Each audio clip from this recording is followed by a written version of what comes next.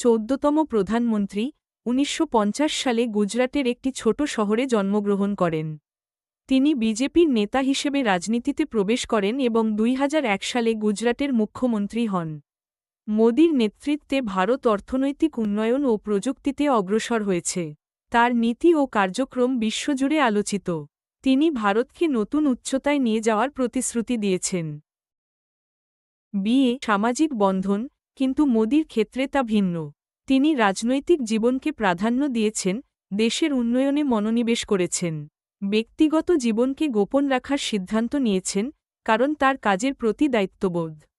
বিয়ে না করার পেছনে রাজনৈতিক কৌশল ও ব্যক্তিগত অঙ্গীকারও রয়েছে, যা তাকে দেশের সেবা করতে উৎসাহিত করে। কঠোর পরিশ্রমী ও স্বনির্ভর। পরিবারের সাথে চা বিক্রি করে জীবিকা নির্বাহ করেন।